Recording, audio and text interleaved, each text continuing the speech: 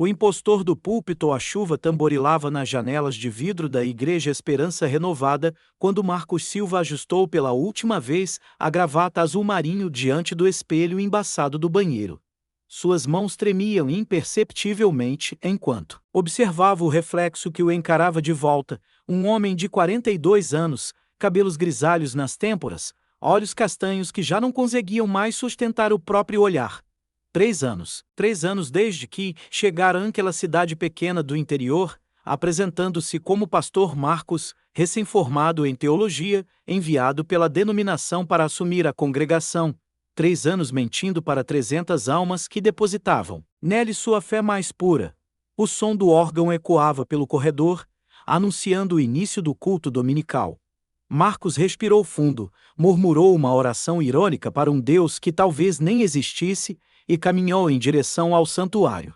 O peso da farsa à congregação o aguardava com os rostos iluminados pela expectativa. Dona Sebastiana, na primeira fileira, segurava firmemente sua Bíblia desgastada. O casal Ferreira, na terceira fila, mantinha os olhos fechados em oração silenciosa. As crianças do ministério infantil corriam pelos corredores laterais, suas risadas ecoando como música celestial. Marcos subiu ao púlpito com a desenvoltura que aperfeiçoara ao longo dos anos. Conhecia cada gesto, cada entonação, cada pausa dramática, que fazia os fiéis pendurarem-se em suas palavras. Era um ator consumado, representando o papel de sua vida literalmente. Irmãos, começou com voz firme, hoje falaremos sobre a importância da verdade em nossas vidas. A ironia cortava-lhe a alma como uma lâmina afiada. Ali estava ele, um ex-vendedor de seguros falido, falando sobre verdade para pessoas que haviam confiado a ele seus casamentos em crise, seus filhos perdidos, suas doenças terminais, seus medos mais profundos. Durante o sermão, seus olhos cruzaram com os de Sara, a jovem secretária da igreja. Ela o observava com aquela admiração que ele conhecia bem, a mesma que via nos olhos de todos os membros. Admiração misturada com algo mais perigoso. Confiança absoluta. Sinais de suspeita após o culto, enquanto cumprimentava os fiéis na saída, Marcos notou João Mendes, o diácono mais antigo da igreja, conversando em sussurros com outros membros da liderança. Seus olhos sérios se dirigiam frequentemente na direção do pastor. Pastor Marcos, João se aproximou após a maioria ter partido. Precisamos conversar. Amanhã, às 7 da noite, na sala de reuniões. O coração de Marcos disparou, mas sua expressão permaneceu serena. Claro, irmão João. Há algo específico que o preocupa? Apenas questões administrativas, respondeu João, mas seu tom carregava um peso que Marcos conhecia bem. Era o mesmo tom que usara anos atrás, quando investigava fraudes em seguros. Naquela noite, Marcos mal conseguiu dormir. Caminhava pelo pequeno apartamento que a igreja lhe fornecia, repassando mentalmente todos os possíveis deslizes que poderia ter cometido. Será que descobriram que nunca cursou teologia? Que sua única experiência religiosa anterior era assistir a programas evangélicos na televisão? Que aprendera a pregar imitando pastores famosos e decorando versículos bíblicos da internet? A investigação João Mendes havia começado a desconfiar 3 semanas antes, quando um amigo de outra cidade mencionou casualmente que conhecia um Marcos Silva, que vendia seguros e tinha desaparecido após um escândalo financeiro. A descrição física coincidia perfeitamente com seu pastor. Discretamente, João começou a investigar.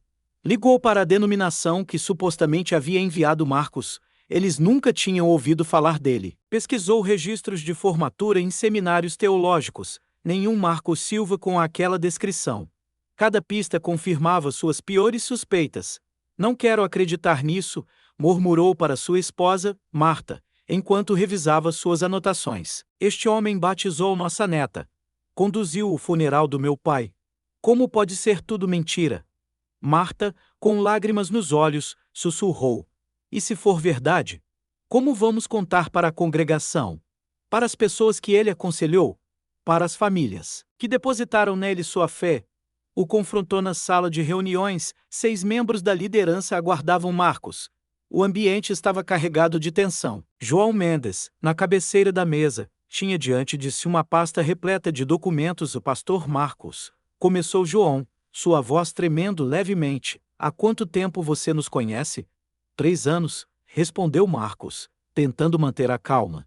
E, nestes 3 anos, construímos uma relação de confiança, não é mesmo? João continuou. Confiamos em você com nossos segredos, nossas dores, nossos filhos.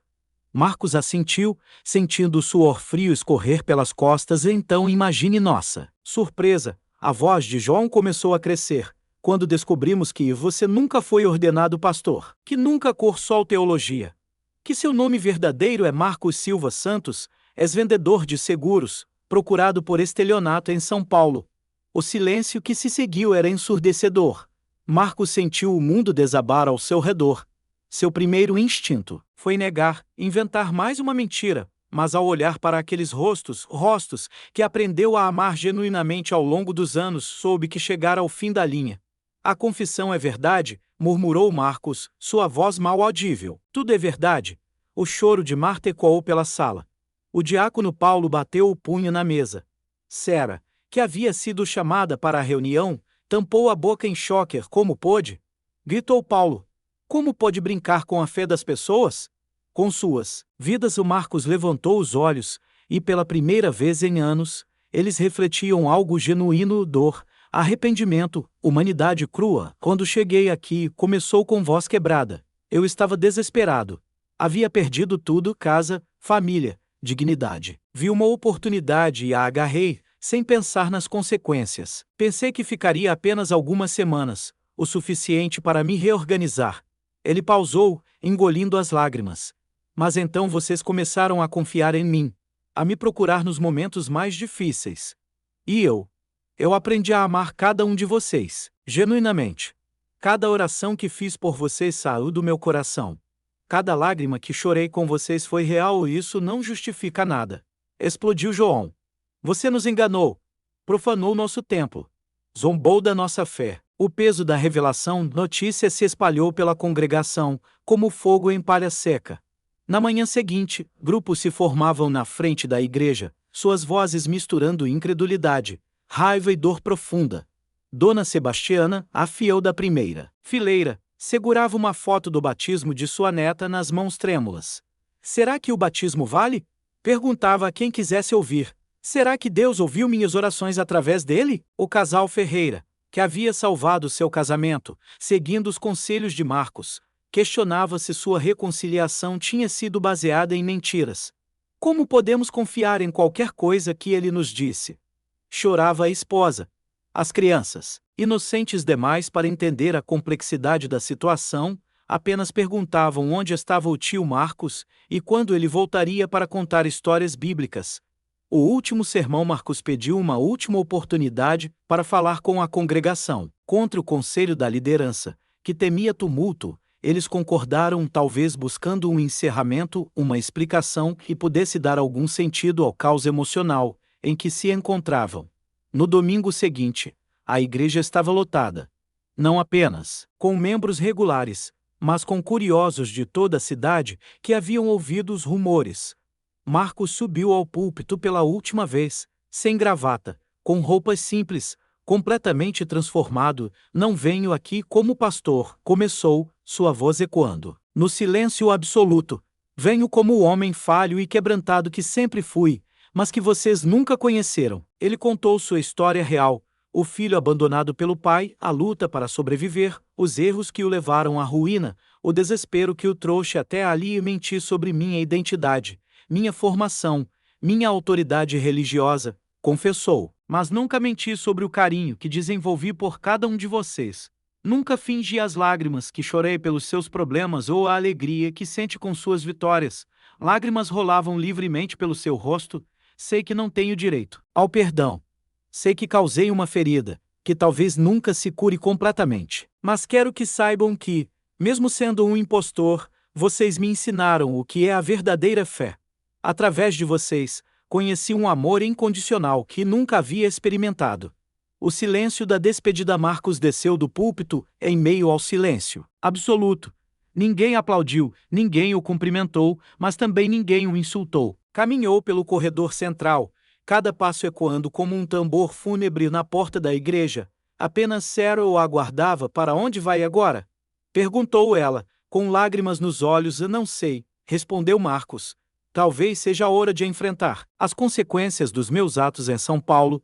Talvez seja a hora de descobrir quem realmente sou quando paro de fingir ser outra pessoa. Sarah o abraçou brevemente.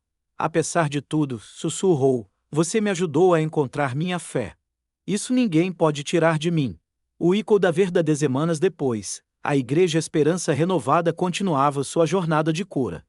Um novo pastor havia chegado, desta vez, com credenciais verificadas e referências confirmadas. Mas as cicatrizes permaneciam. Alguns membros nunca mais voltaram, sua fé abalada irreparavelmente. Outros, paradoxalmente, saíram fortalecidos da experiência, descobrindo que sua conexão com o divino transcendia a figura de qualquer líder religioso. Dona Sebastiana, após muita reflexão, decidiu que suas orações haviam sido ouvidas independentemente de quem as conduzia. Deus sabia quem Marcos realmente era, dizia aos que questionavam. E mesmo assim, usou nossas orações para nos abençoar. João Mendes carregava o peso da descoberta. Como líder que expôs a verdade, sentia-se responsável pela dor da congregação. Fiz o que era certo, repetia para si mesmo, mas o certo nem sempre é fácil de carregar. Epílogo. 6 meses depois, um cartão postal chegou ao endereço da igreja. Vinha de uma pequena cidade no interior, sem remetente identificado, mas todos reconheceram a caligrafia. Estou trabalhando em uma fazenda, com as mãos na terra, tentando encontrar uma honestidade que nunca tive. Não peço perdão, sei que não tenho esse direito. Apenas quero que saibam que carrego cada um de vocês no coração, e que talvez, um dia, possa ser merecedor do amor que me ensinaram, mesmo sendo quem realmente sou. Com gratidão eterna, Marcos. A igreja decidiu, por votação unânime, não responder ao cartão, mas muitos membros o guardaram, uma lembrança complexa de que a fé humana é imperfeita, que o amor pode existir mesmo em meio ao engano, e que a verdade, por mais dolorosa que seja, sempre encontra seu caminho para a luz. No púlpito onde Marcos um dia pregou sobre verdade, uma nova placa foi instalada. A verdade vos libertará, João 8:32. Uma declaração bíblica que ganhou significado profundo para aquela congregação que aprendeu, da maneira mais difícil possível, que a liberdade às vezes vem através da dor da descoberta, e que a fé verdadeira deve ser capaz de sobreviver até mesmo à decepção mais profunda.